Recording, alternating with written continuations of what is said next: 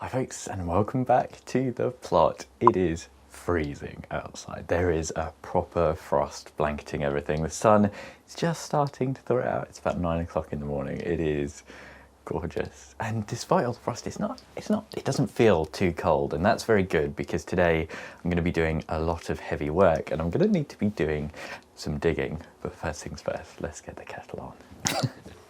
I left a little bit of water in here and it's completely frozen. Oh, it's properly cold, folks. One of the things about the butane stoves is that they really don't like the cold weather. And there's just a tiny little flame. So the shed is warming up dramatically. You can see the sun streaming in, look, and it's already starting to warm up. So while that's going, let's take a quick look around and I'll show you what I've been doing recently. Because as always, I have been busy. It really is absolutely gorgeous today. There's just something about the frost, isn't there? You get this kind of sense of stillness. The ground is completely frozen, which is potentially problematic for what I want to do today. But what have I been up to? Well, the big tidy has basically continued and it's got to the point where there's not too much more I can do. There is still, lots of little bits, but the big stuff, the kind of getting ready for next season stuff. Oh, look at the hot bin. Either that means it's very, very cold inside or it's very well insulated. Should we have a quick peek? There's heat in there. I can feel it coming off. I thought we might get a nice dramatic steam, but not quite. Oh, just look at that winter sun in the polytunnel. One main thing that I spent a lot of time yesterday doing is this over here. It's still a little bit, imperfect, but it's just some allotment slabbing. But the main thing that I've done here, aside from quite a lot of leveling, the difficulty was that all of these were different sizes, but I have got some weed membrane under there and I'll cover that up with wood chip when we get a next delivery and it'll make it look a little bit nicer. But this was always a real issue because there was nothing under here and there were so many weeds that came up. But we'll have a nice little seating area for summer, nice little flower bed behind it. And the main task for today is this bed, splitting this from one big, kind of unusable, unwieldy bed into 3. And I've got bags of stuff absolutely everywhere. Once I've made a few raised beds today, we're going to see as well, because there's probably going to be a bit of leftover wood that I will be able to use elsewhere to make more beds. But also at the back, I spent a lot of time just kind of tidying up around here, and especially like under these plum trees where there's just not much going on. It's still, like I say, very much ramshackle. This is where I've got all my manure stored, kind of temporary, but you can see I've just laid down a little path with old compost bags, basically a weed membrane, so that I've got access now to these little Dalek composters, which I've already started filling up. And this is going to be sort of overflow composting for maybe anything that's not going to fit in the hot composter. And hopefully I'll be able to keep this nice and wood chipped when we get the next delivery. And it's just a little bit nicer than what we had before. Like I say, it's by no means amazing. This is still going to be a bit of a repository for lots of rubbish, but nice to have a little bit of order back there and sort of trying to fight back the weeds and come up with a bit of a plan for that area under the plum trees, because it's always been very much forsaken. Let me show you in the polytunnel quickly as well. Let me go check the kettle first. Yes, kettle is still not doing much, but back at the shed, this is where we've got the mushroom compost and the topsoil. This is hopefully just a bit crusty on top and we'll still be fine to move today. I'm sure it'll start to thaw out as the sun comes out. But in here as well, I've taken off the kind of top third of this, which was not quite broken down, just in this old pallet compost bay. But underneath, there's some decent stuff in here. So this will be going on to some of the beds today as well. Lovely homemade compost.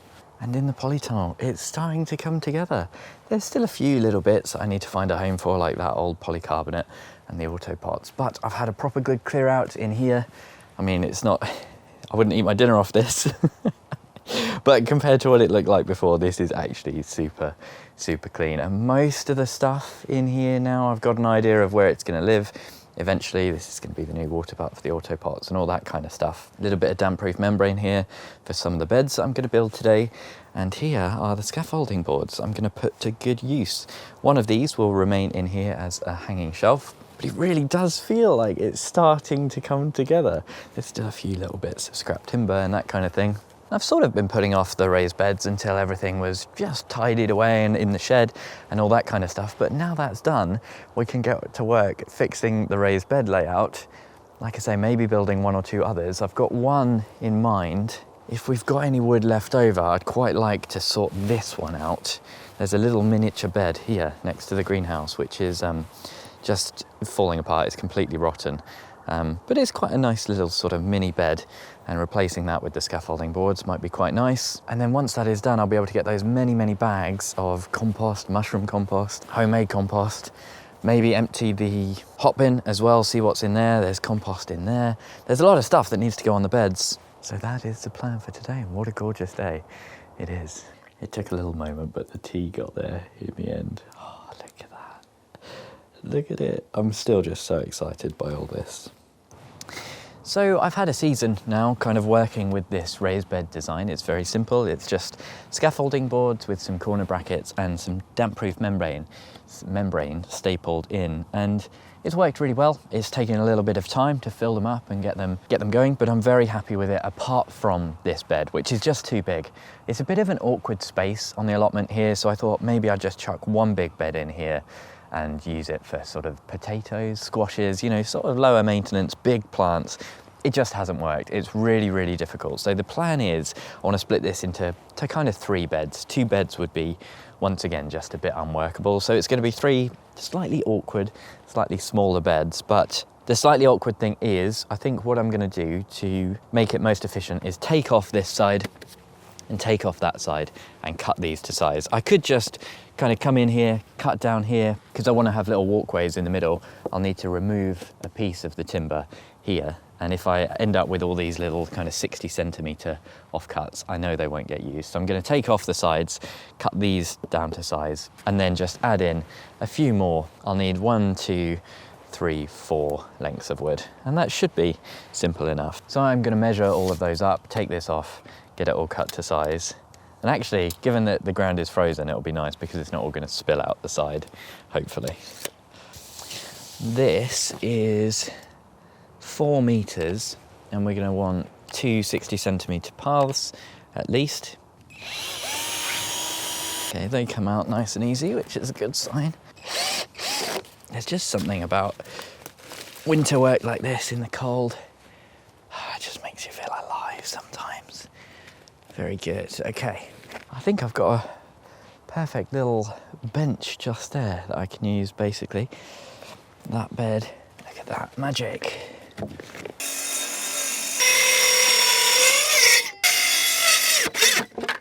This leaves us with 110, which is a bit of an awkward one, but this might just be perfect for that little bed next to the greenhouse that I showed you. So lots more cutting to do.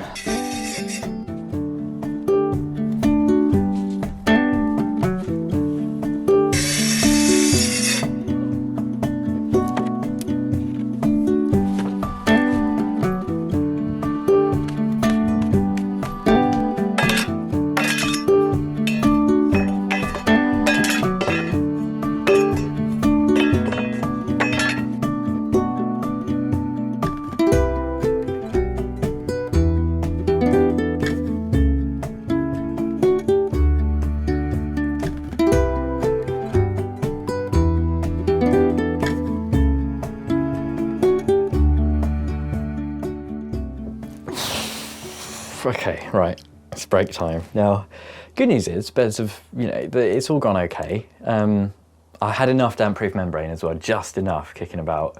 I don't actually know where that's from. I didn't buy it, I found it, I think in the shed a long time ago, so that was perfect actually. But I've come into the shed for a break time to have a little calm down and a cup of tea, because the bad thing is that I've realised towards the end of that is it looks like the scaffolding boards are starting to rot already after 1 season. It looks like it's just surface rot, but there's a lot of mycelium basically just starting on the bottom of the boards, and you can see they've absorbed quite a lot of moisture. Let me know what you think, but this is really kind of alarm bells for me. And I'm quite frustrated, to be honest. I'm a bit annoyed because those, everyone says scaffolding boards are like one of the best kind of heavy duty choices for raised beds, and I spent quite a lot of money. Thank you very much to the patrons for their support. It wouldn't have happened without them, but the fact that they're already maybe starting to rot after 1 season is really concerning. And the damp-proof membrane, when I did the first lot, I didn't wrap around the bottom of the beds, because I was following Steve from Greenside Up, his advice to actually channel the water away and tuck it in towards the bed. And I thought that kind of made sense as well, because when you tuck it under, when it rains, you can quite easily get water running down the board and then getting trapped at the bottom. But the new stuff that I've just done, I have wrapped around the bottom, and we're going to see. It will be a bit of an experiment, I guess, to see if that does any better. But really quite disappointing, because if they're only going to last a few years, it's just so annoying, you know? Like, I was off the idea of raised beds for a long time because of the cost and because of my worries about this exact thing happening. I had a really bad experience with my timber sleepers that I used for a greenhouse base rotting. Maybe it's my clay soil and the way that it just holds onto water or something like that, I don't know, but it's put me in a bit of a bad mood, to be honest. So I was like gritting my teeth doing all that membrane, like, oh, yeah, you know, is this all a load of work that's only gonna last a few years and need replacing? I don't know. I'm gonna have a cup of tea and calm down and just try and enjoy the day, because it is really quite gorgeous. Brought some biscuits. That'll cheer me up, I'm sure. While the kettle is going, I thought I'd mention thank you to everyone who said, I mentioned about my hands recently when I've been touching all the stuff, they've really like swollen up, and lots of people suggested it might be something called Raynaud's syndrome, and I looked it up and I think it's almost definitely that, so I'm going to talk to my doctor about it. Thankfully, despite it being very frosty, it's not been too bad today. And the other thing, a lot of people said that they've had a really bad time leaving this kind of thing in their sheds because it kind of collects moisture. You might be right, and it's probably not a great idea to store my seeds in, like this morning, kind of sub-zero temperatures. I tend to be a bit cavalier about that kind of stuff, and then when I get really bad germination, I'm like, oh, what could have caused this? I don't know, JB. Maybe it's because you've stored your seeds in 0 degrees and 40 degrees Celsius in the greenhouse. Maybe that's got something to do with it. But I find if I store them at home, I just never remember to bring them up to the allotment or anything like that. So I'll keep an eye on how it does in the shed, and in an ideal situation, you should definitely store them inside. A lot of people keep them in their fridge, but I just know for a fact I'm too scatterbrained. So I'm gonna have to leave them at the allotment somewhere. Maybe I'll find somewhere else for them. Thankfully, this is going much faster now the shed has warmed up a little bit. Instantly feel better. There was actually one other nice little thing to be thankful for. I had exactly the right number of these corner brackets. I thought I only had a few of these left over, but one of those nice little things. What I am going to be doing is just going, I might get the brush out actually. Yeah, give them all a nice brush down. Try and get rid of this wet mud. How's it looking under the damp-proof membrane as well? Not great. Quite a lot of trapped moisture. So this isn't... It's not looking great for these, you know. That is surprisingly wet under there.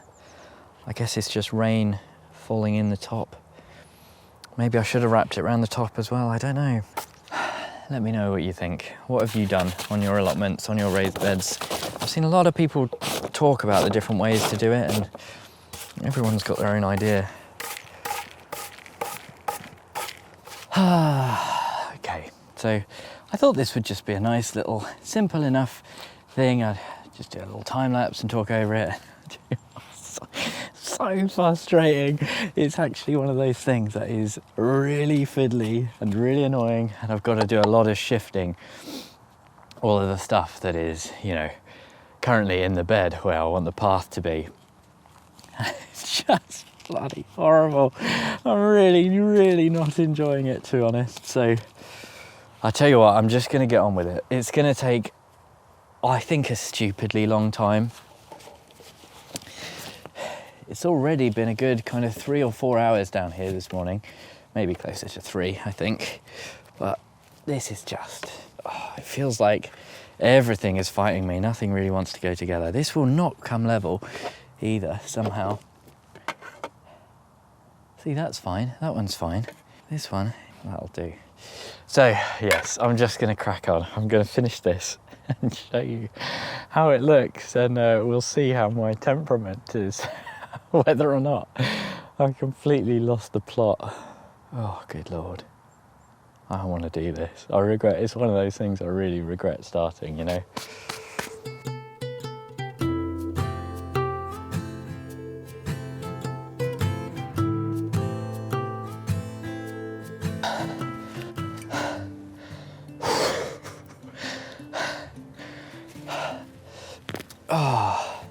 Why did I start this? Oh, why did I start this? I am absolutely regretting my life choices. There is so much more shifting and awkward, tricky stuff than I expected. Oh, good Lord. This sorrel, French sorrel that I planted. Oh, this stuff is indestructible. Delicious. Nice salad leaf in moderation, but it takes over. Forms these massive root balls, so hopefully I've got enough out there. And now I can finally get this in. This has been an absolute mission. I'm really regretting starting this.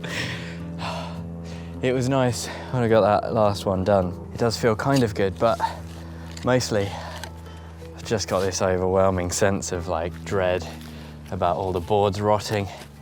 They do not look great, and it's only been a year. It's only been a season. Really not feeling good about this. Just a lot of grumbling to myself as I've been working away. Every time you think, hey, this will be it. Right, let's line it up. Like, oh, no. There's another bit I've missed. Where is it? I don't know. Oh, just sick of this. I mean, I'm no stranger to underestimating jobs. I pretty much always underestimate jobs, but oh, this was a drastic underestimation. There, right under that sorrel. I'm so done. I'm so tired. Oh, I'm not even that tired. It's not physically exhausting. I'm just fed up. This is really dull, boring, like it's just frustrating. Oh, please. Oh, yeah, that'll do. Get these screwed in. This is only the second one. I've still got to do the middle one. Oh no.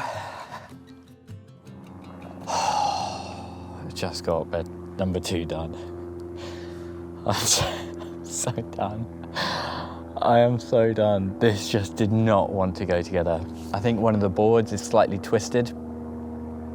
Oh, I could not get them together. It took so long. It's like 2 p.m. I've been here 5 hours and I've done 2 beds. I thought I would have had this done literally hours ago. I thought this would take maybe an hour or 2 to get these all cut and just, you know, tap a few screws in on the corner. Oh my God. I thought today I would get these all done and then like made nice, you know, empty all my compost from my compost bays. I just had so many plans. I feel like it's all come crumbling down. You know, I've now got to, I'll show you a close up of this, but there is so much more material in here that I need to move, like to take out to make the path.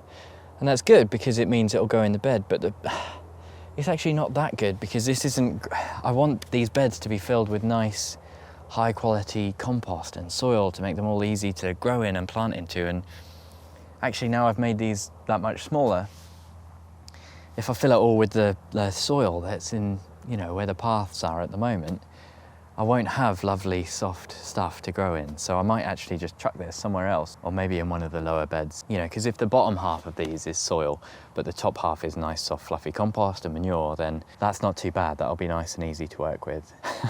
God. I want to go home.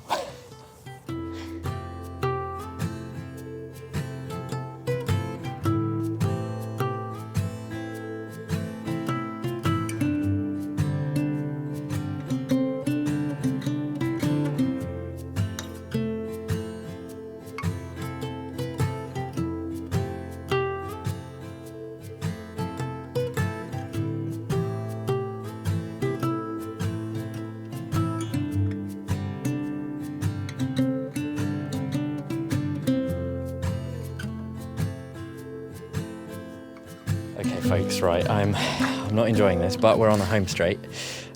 Often I find with this kind of blinded by the sun. This kind of job, it's like, oh, well, you know, you get your head down and you keep thinking, it'll be great once I'm done. You know, you keep thinking of the final result and you're like, yeah, once it's done, that'll be great.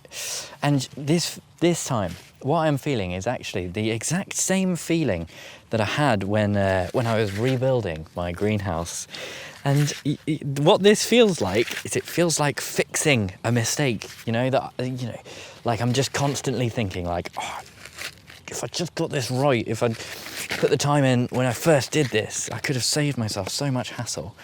And I don't find it satisfying. And I am not thinking, just think about when it will be done, it will be great. You know, I'm just like cursing myself, previous JB, for my poor life decisions. And having the big bed, they match up just about. Not quite though, all of this is just not quite. And these brackets don't leave you much room for error. So I wish I had like a clamp or something that I could push these together with.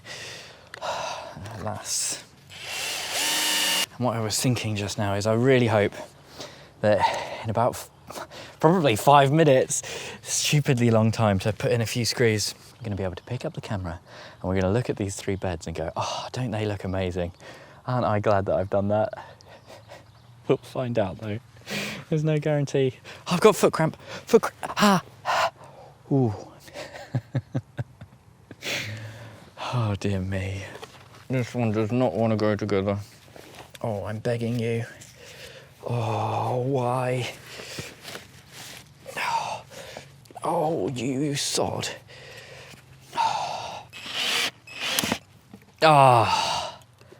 No. It's split. The screw's split. I've never had that happen before with these. I'm using new screws.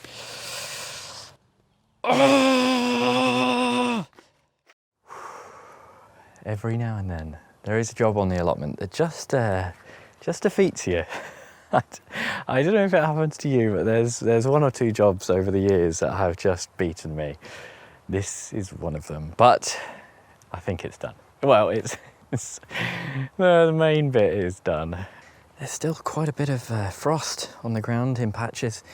It hasn't been too cold today though. If you're in the sun, it's quite nice. So at least that's something that I haven't been moaning about. Here they are. Oh, God.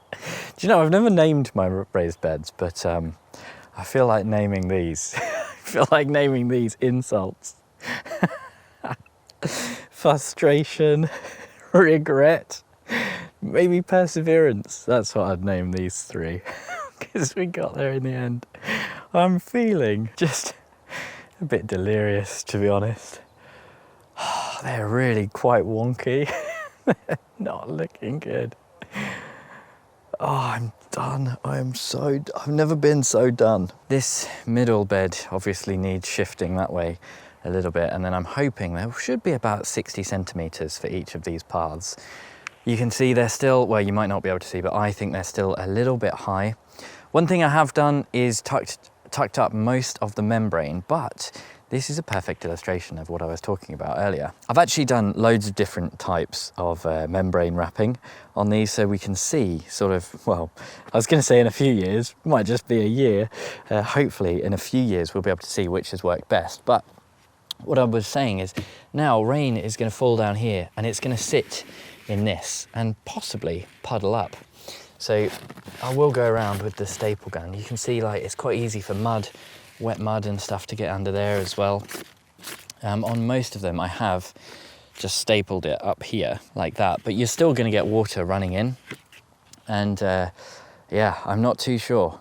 I guess we'll see. There are some where I've wrapped the top and the bottom as well. I do think probably wrapping the top of all of them would have been a good idea. If I was doing it again, I'd definitely wrap the top, but I'm not sure. Like I say, I'm not sure about this bottom, but wrapping the top does stop water in this gap here, which I think is probably what's happened. And you've probably got a lot of water coming down there, which is, yeah, not great.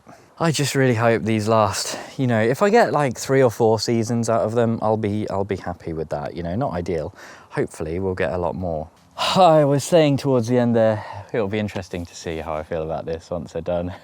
I won't lie, I'm not looking at these and being filled with joy and excitement, although I am starting to get that way. I think mostly just filled with a little bit of dread about how long these are going to last. Fingers crossed for me, please, folks. The next thing for me to do is to get in here and break all of this stuff up, probably take out some of these gigantic roots, break up all the clay, get it loaded with that mushroom compost, a load of horse manure. I think that is when I will start to feel quite nice and excited. I have used some new boards as well, which I've not treated, so I will need to paint those just on the outside, but I mean, if they're rotting on the inside already, we'll see. Look, there's no point in fretting about what hasn't happened yet, is there? We'll see. Hopefully they've still got a lot of life left in them yet. There's still so much more for me to do, but like, I just feel completely defeated today. And I think sometimes you just got to know when to call it quits, you know?